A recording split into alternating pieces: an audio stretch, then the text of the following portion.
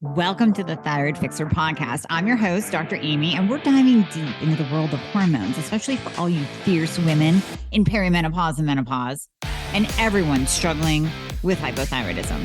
So if you are battling weight gain, you're feeling like shedding those pounds is an impossible feat, if you're dealing with plummeting energy levels, gut-wrenching fatigue, or a libido that seems to have left town, then you're in the right place. And let's not even start on the hair loss. If these symptoms are sounding all too familiar, you have found your tribe. My goal is to educate, empower, and shake up your world. Remember, I want you to embrace every inch of that badass woman that you truly are. So if you're ready to dive in and fix things, let's go. So this is going to be a game changer for you, and you can probably hear the excitement in my voice.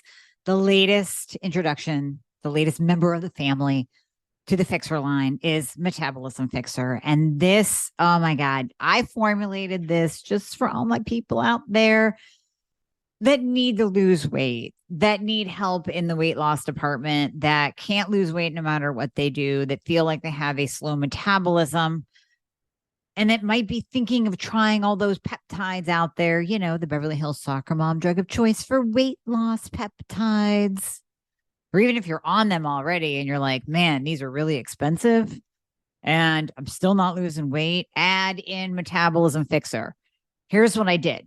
I took the power of T2, which increases your basal metabolic rate while you are sitting there watching Netflix. You're burning fat while you're watching Netflix.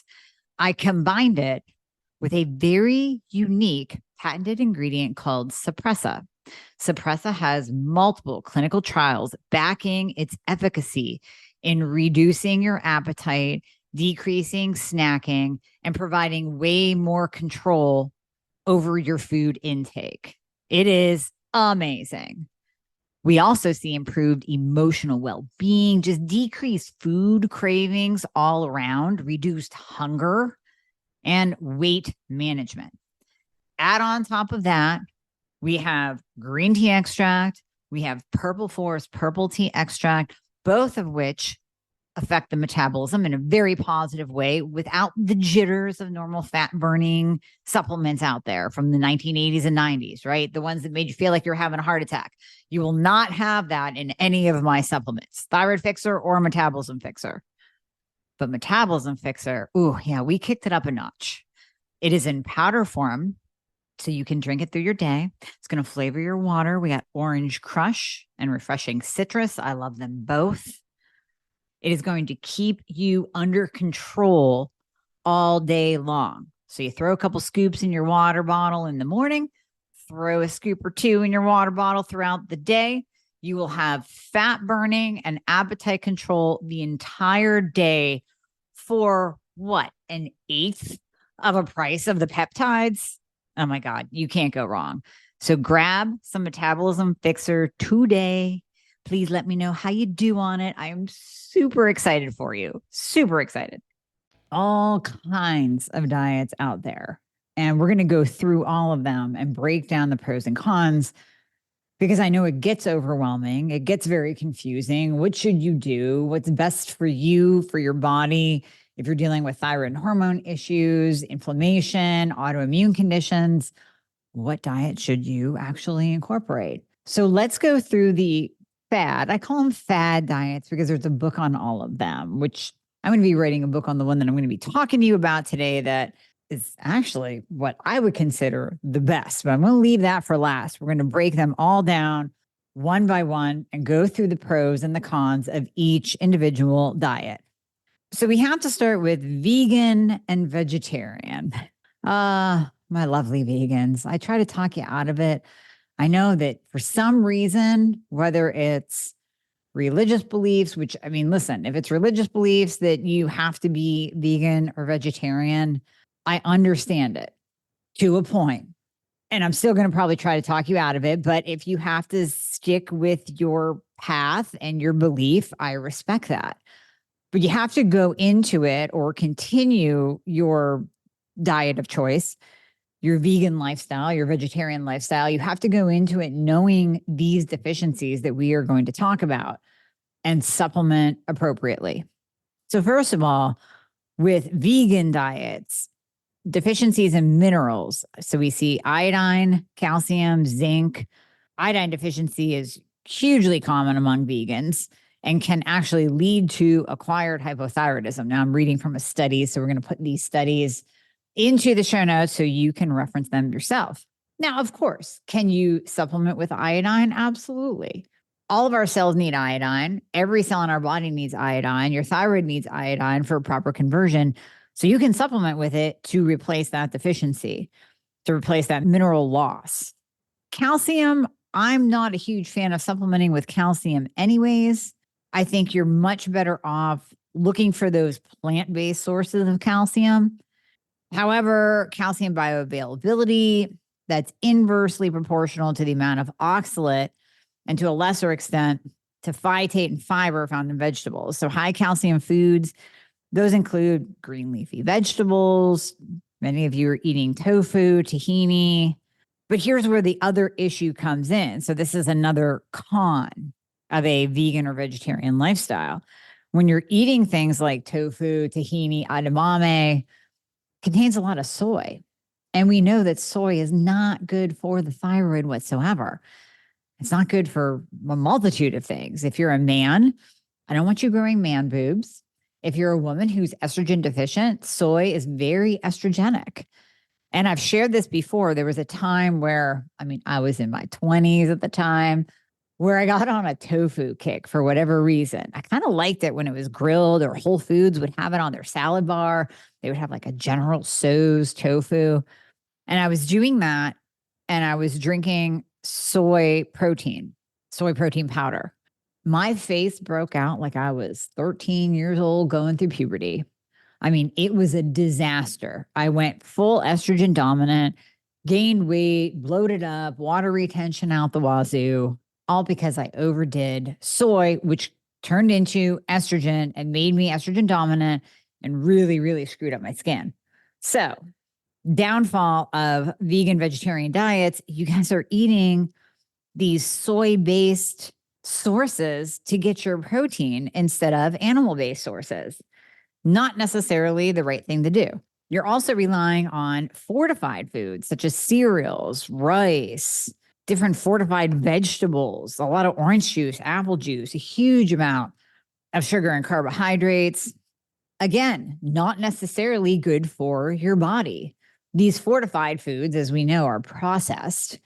And I know there's vegans and vegetarians out there that say, oh, well, I don't rely on those fortified box foods.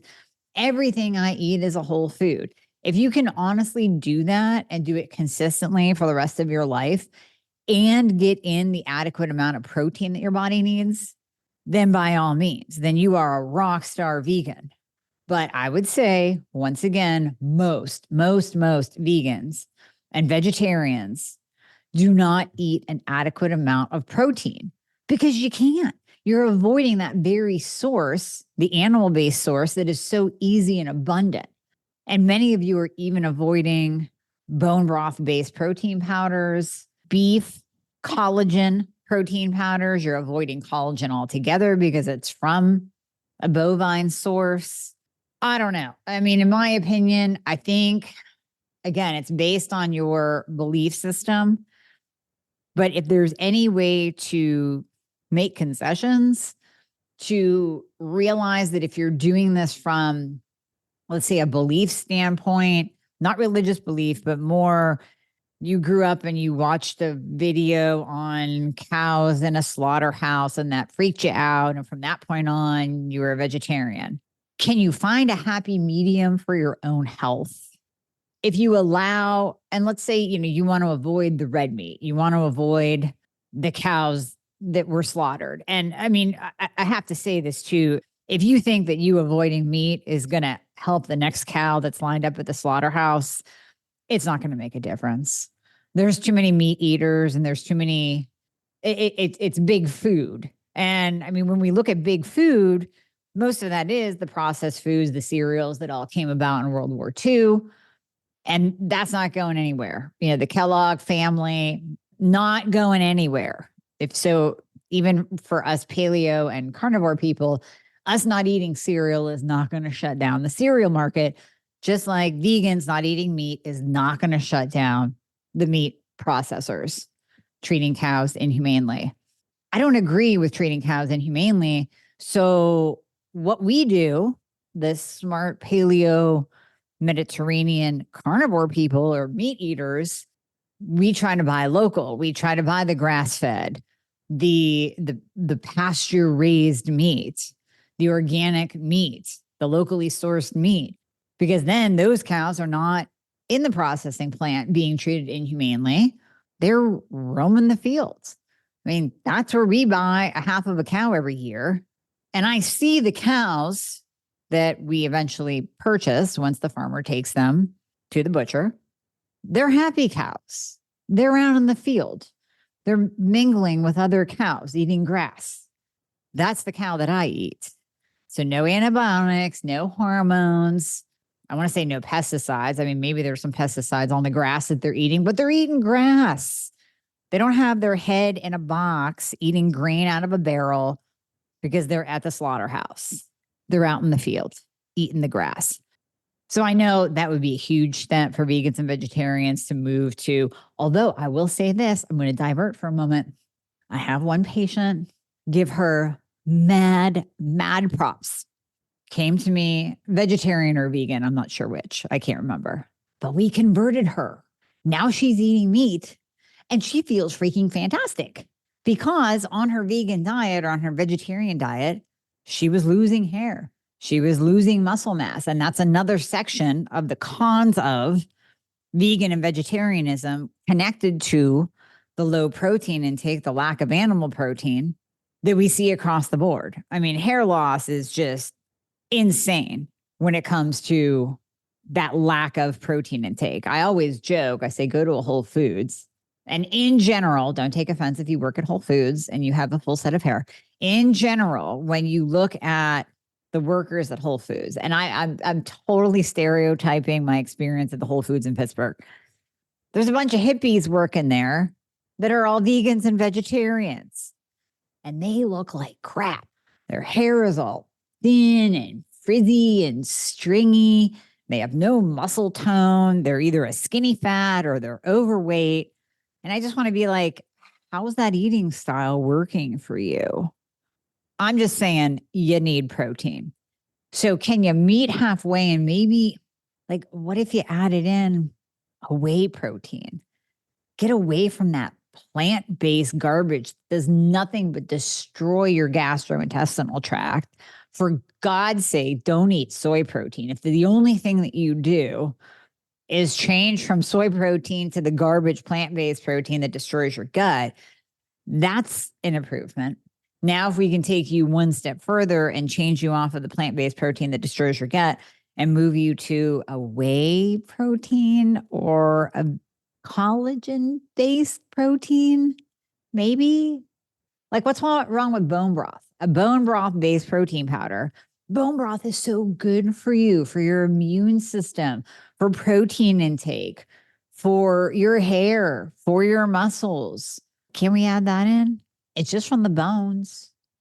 And most bone broth, if you buy a good brand, just like buying a good supplement brand, you want to buy a good brand of bone broth, most of the time it is organic, grass-fed cows, not treated poorly in the slaughterhouse. Grass-fed, the ranging cows, like the happy cows. That's how we're getting the bone broth from high quality sources. So you go with a high quality company that makes bone broth, you are guaranteed happy cow bones. Can we meet in the middle, or even not even fully in the middle? Can you move a little bit? Can you just move a little bit? Because we know that there's a huge health detriment to being vegan and vegetarian. Now, I said I was going to give you the pros and cons of these different diets. I can't give you any pros.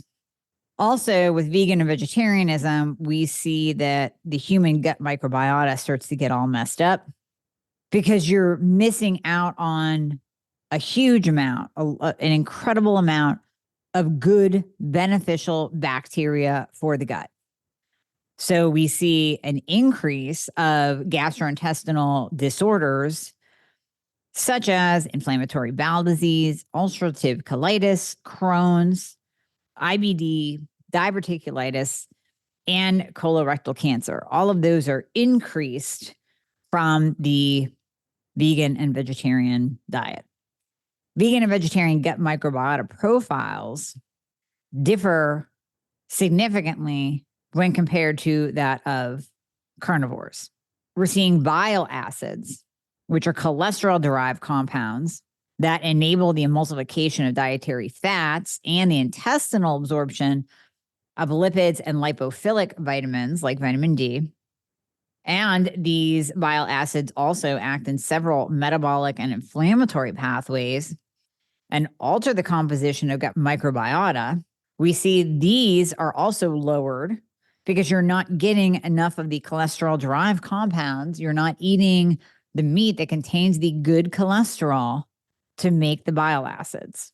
So now we see these vegans and vegetarians deficient in animal-based foods, messed up gut microbiota.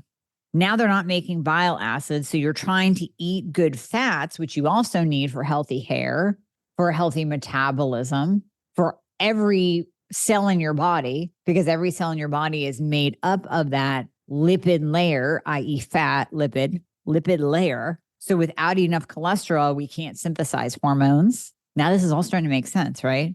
Our cells start to suffer because we're not giving ourselves the good fats that it needs to protect the lipid layer of the cell. So what does that equate to in our body? Low hormone function. We already saw an increased risk of hypothyroidism with vegan and vegetarian diets. You already have the symptoms of low hormones and low thyroid function because you're losing your hair and you're losing your muscle tone. So you can't possibly manufacture enough testosterone. Oh, wait, your thyroid's a mess too. So that's going to impact your hormones. Low hormone function, low thyroid function is going to exacerbate every single symptom that you have that could be occurring on its own from your diet and your deficiencies, or it can be just occurring because your diet is causing that steep hormonal and thyroid decline, which then produces the symptoms in and of itself. I'm checking in with you. How's your energy these days? How's your skin? How's your muscle strength? These are things that are very, very important to me.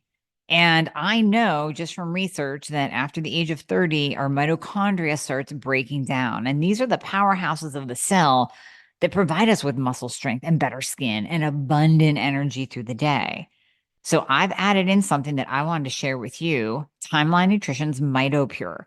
So when we look into research into healthy aging, it really focuses on that pivotal role that our mitochondria plays in our body. And without our mitochondria working at top notch, then health is just declining. And that's not what we want. Daily wear and tear on a mitochondria is inescapable, but we can do something about it now. Timeline Nutrition's MitoPure is the first supplement that has been clinically shown to replace and rebuild damaged mitochondria. And this results in a boost in cellular energy. And actually, research has shown that individuals experience an increase in muscle strength and endurance without even altering their diet and exercise routine. So, I mean, I can personally attest to feeling the difference. I am now going to ask you to feel the difference. So I invite you to go to timelinenutrition.com. They're giving my community 10% off of MitoPure if you use the code Dr. Amy. So you are going to go to timelinenutrition.com/Dr. Amy and use the code Dr. Amy, DRAMIE. So timelinenutrition.com/DRAMIE and use the code Dr. Amy at checkout. Now, one more thing we can do to help you kind of meet us halfway, bring you vegans and vegetarians over to the dark side, or at least the semi-dark side. You can do an omnivore diet, a plant-forward, omnivorous, whole food diet, as opposed to a vegan diet. Another study that we're going to put into the show notes entitled Research shows vegan diet leads to nutritional deficiencies and health problems. Says that compared to the standard American diet of highly processed, low fiber, high calorie sugar foods, vegan diets do have some health advantages. So, right, if you're eating like garbage, any kind of dietary change that adds in some whole foods, some fruits, some vegetables is going to be a bonus. So whenever you're moving from processed garbage food into whole foods, protein intake aside, it's going to have an improvement in your health, hands down. However, researchers found that avoiding all animal foods leads to nutritional deficiencies in vitamin B12. Now, that's a big one. I mentioned the other nutritional deficiencies like iodine, magnesium, calcium from the last article. This one is big, big, big. We know this, and most vegans and vegetarians do supplement with a B12 supplement because they know that this is a true deficiency. Omega-3s, again, we see the calcium, zinc. Iron is another one. So remember, low ferritin. I have a full episode on what low ferritin can do. Low ferritin will also mimic hypothyroid symptoms. So now you have low cholesterol, low bile salts. You can't produce your own hormones. You got hypothyroidism, all the symptoms that go with that. And you're anemic with low iron or low ferritin levels. And that's going to exacerbate all the existing symptoms that you already have, like hair loss and weight gain and muscle loss and all the things. These deficiencies may be associated with increased risk for certain types of cancer, stroke, bone fractures, preterm birth, and failure to thrive. Avoiding consumption of animal source foods may also be related to higher rates of depression and anxiety. Hair loss, weak bones, muscle wasting, skin rashes. Again, we see hypothyroidism and anemia are other issues that have been observed in those strictly following a vegan diet. Okay, I spent enough time there. Moving on to the next one we're going to do is paleo. So paleo diet brings in the elimination of grains. So we know that a paleo diet is first and foremost whole foods. It has a focus on good fats. We eliminate grains. It eliminates dairy. So it's eliminating the inflammatory markers, the inflammatory foods that many people do react to. So when we take out the gluten, the corn, soy, dairy, all of that is fantastic. Paleo focuses on high quality protein. It also pushes people to obtain better sourced meats, just like the happy cows that I talked about. We want better sourcing, local food, organic. It focuses on a better whole food-based carbohydrate. So we're taking out the processed carbohydrates. Obviously, when you eliminate grains, that pretty much wipes out anything in a box. Now, there are some paleo foods out there that come in a box. Manufacturers have created for ease of use. It's going to be marked paleo on the label. Not necessarily bad, but you have to flip that over and really look at the ingredients. Because the other thing that paleo does is it eliminates seed oils. But a lot of those manufactured paleo, air quote, foods have really bad seed oils in them. So you have to look at the ingredients when you're buying anything packaged that is labeled paleo or keto for that matter. So the good thing about paleo, it eliminates processed foods, eliminates seed oils. In taking out the gluten, the corn, the soy, the dairy from a person's diet, we naturally will see a decrease in inflammation. Now, the nice thing about paleo is that it does allow for carbohydrates. So this isn't a keto diet where we're dropping your carbs. You can still have abundant vegetables. You can have fruits. You can have sweet potatoes. You can have dark chocolate and still be on a paleo diet. Some of the paleo recipes out there are phenomenal. I mean, you can make paleo chocolate chip cookies with some almond flour, and oh my God, they are the bomb. They're still gluten-free. So we're eliminating the gluten that we know acts like a trigger for an autoimmune attack of your thyroid.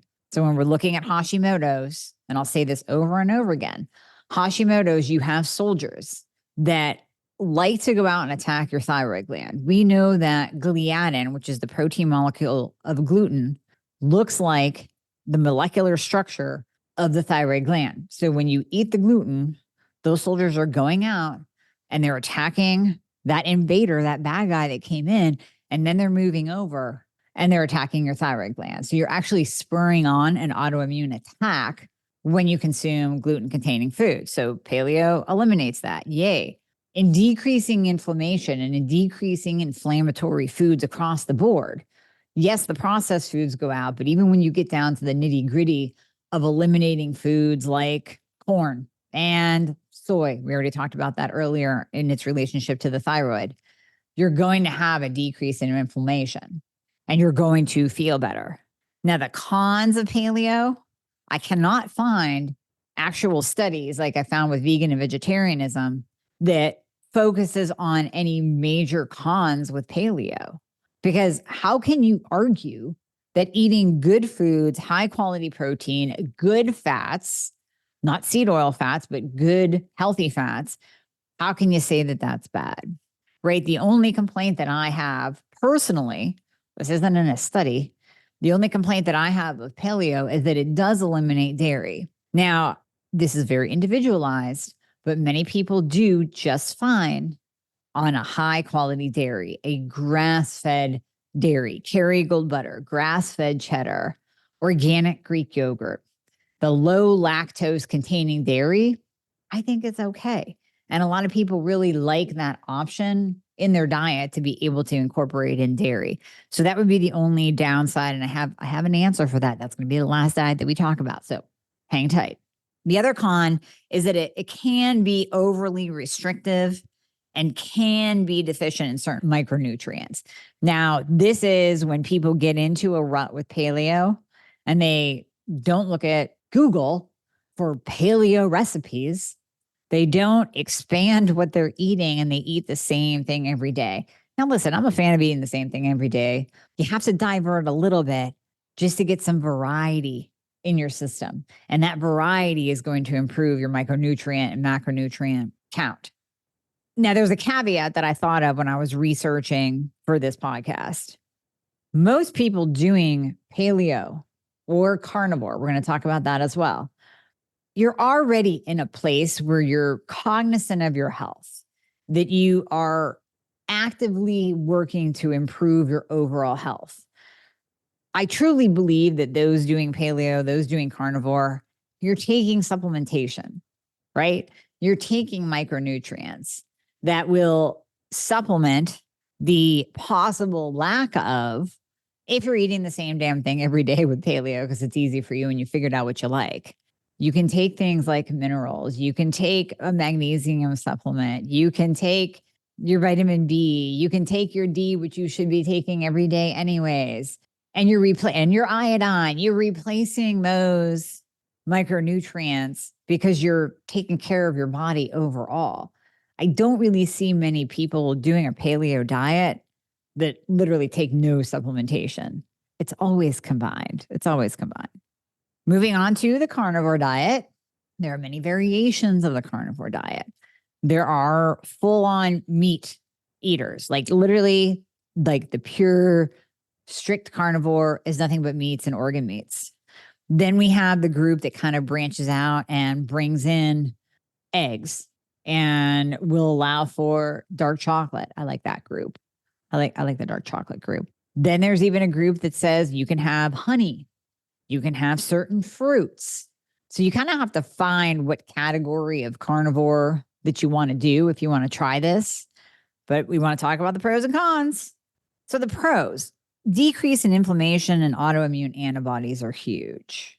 And this is what I actually hear anecdotally from individuals who have implemented a carnivore diet and track their own health. Now, again, those doing carnivore are most likely a little bit more health oriented.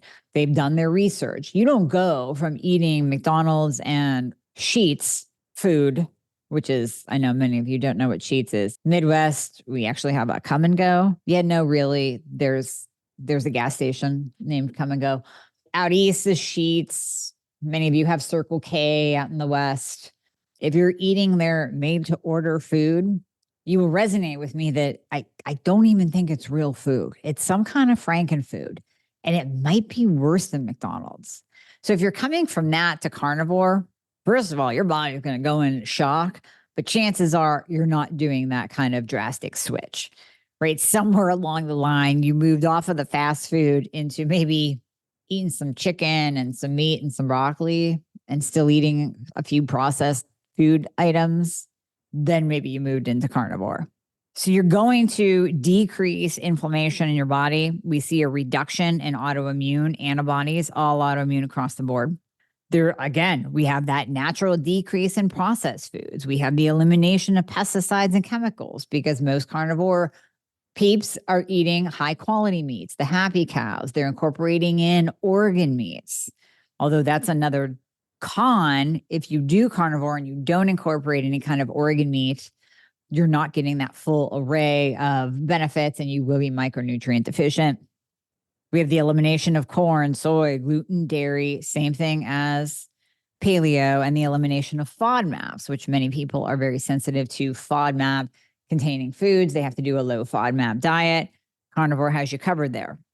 The cons that we see that there are studies on include an increase in saturated fat. Now, saturated fat is not necessarily a bad fat. We know that polyunsaturated fat, the PUFAs, I always say PUFAs go poof. Those are your seed oils. Polyunsaturated fatty acids, that's your corn, your canola, your soy. Those are the oils that we want to stay away from. Those are the oils that many restaurants cook with. Saturated fats, that's your coconut oil, olive oil, not necessarily bad. In fact, very, very good. They are a good quality fat, although some of you have a genetic SNP where you can't tolerate a lot of saturated fats, and your genetics tell us that. So we just have to back off. We don't have to eliminate, we have to back off. The carnivore diet would be a little bit higher in saturated fats. We also see a slight increase in LDL, but we really don't see a decrease in HDL. And then that whole cholesterol talk of what is high, what is too high when we're talking about fats and its relationship to your cholesterol breakdown of LDL, HDL, and then the ratios, what's good, what's bad. Just because it's flagged on your labs does not necessarily mean that's a bad thing. Total cholesterol used to actually go up to 300, just FYI, side note, used to go up to 300 before you got flagged high. Now it's down to 200. So at 205, you're getting flagged high and being told to go on a statin. Wrong. The other con with the carnivore diet is there is a possibility of gluconeogenesis. So all that protein that you are taking in can push over into glucose. So a lot of people who are doing carnivore and they're taking in 200 grams of protein because the majority of your diet is protein-based, protein and fat. Too much protein can increase your blood glucose and increase your insulin in certain people. But again, I really think that you can find that happy medium. Now, when we're talking about keto, the keto diet, again, that has a ton of different studies on the pros of keto. So we see keto and Alzheimer's, keto and diabetes, keto and cancer. And they're all studies showing the benefits of a ketogenic diet because you're lowering insulin, you're lowering your blood glucose. I think keto finds kind of a nice, happier medium than carnivore when we're talking about protein to fat ratios. And of course, you're keeping your carbohydrates low. With keto, you can do certain things like keto cookies, dark chocolate. You can have your little treats, although I would give you the same warning of keto-based processed foods as I would give you for paleo processed foods. You want to look at the label. You don't want to buy it just because it says keto. Now, the downside of keto is that there's too much dairy. Certain recipes of keto, I mean, it's like block of cream cheese, a block of mozzarella cheese. What the hell is that? So with that, when we're doing too much dairy, we can see an increase in inflammation, skin conditions, mucus production in the sinuses. And a lot of people just don't tolerate dairy. There's a lot of studies that show that too much dairy can also push up autoimmune antibodies. So Dr. Peter Osborne, No Grain, No Pain, he goes it, great book for the layman. If you want to know how grain, again, the elimination of grain is in paleo, carnivore, keto, how grain affects the body, specifically with autoimmune conditions. Read that book. He also dives into dairy and how that cross-contaminates and also affects autoimmune conditions. He dives into soy and how that cross-contaminates and also affects autoimmune conditions. So I told you I would end with the diet that eventually I will write a book on that I think is the perfect culmination of all of these. And that is Paleo. The Paleo diet blends paleo and keto together. So it's taking the best of both worlds. It's taking the best of the paleo diet, everything that we just talked about, all the different pros. It's taking the best of the ketogenic diet. It's taking that dairy down a little bit. So let's reduce the amount of dairy, but still allow it. Grass-fed only, high quality grass-fed organic dairy. And then let's over here with the paleo, let's take out some of the honey, dates, abundant fruit, those high glucose containing foods that can push up your glucose and your insulin and that aren't necessarily great for those with insulin resistance or diabetes. Now let's blend the two and we'll call it Paleo. And yes, I will have a book on it one day. I promise you that. But if you just take those basic concepts that we just talked about and formulate a plan where you're reducing the amount of dairy, you're focusing on high quality dairy, you're getting 1 gram of protein per pound of lean muscle mass, you're focusing on good fats, you are eliminating seed oils, there's no corn, soy, gluten in your diet whatsoever, you take out the grains, you balance your blood sugar and your insulin, you nourish your hair, you protect your body, you give your body the cholesterol building lipids that it needs to synthesize hormones. And what better diet is there? You get to choose with all this advice that I just gave you, the pros and cons of each one. I'm a little bit biased, of course, to eating protein because I know the benefits of it. But at the end of the day, take this information and choose the path that is best for you. Hey guys, thank you so much for listening to the podcast. I hope you loved it. And as always, if you would be so kind to leave a review if you are listening on Apple Podcasts, that would be absolutely amazing. I read all of them. Also, anything that you hear on this podcast is not intended to diagnose or treat any kind of medical condition. So we always recommend that you check with your medical provider, your doctor, your nurse practitioner before implementing anything that you hear on this podcast. And if you want to find out more about working together, you can click the link below in the show notes to book a discovery call. And there you'll be talking to a member of my team. They are an extension of me. They are amazing. And you and I will talk after that once we get you all signed up and you and I get to work together. All right. I hope to see you soon.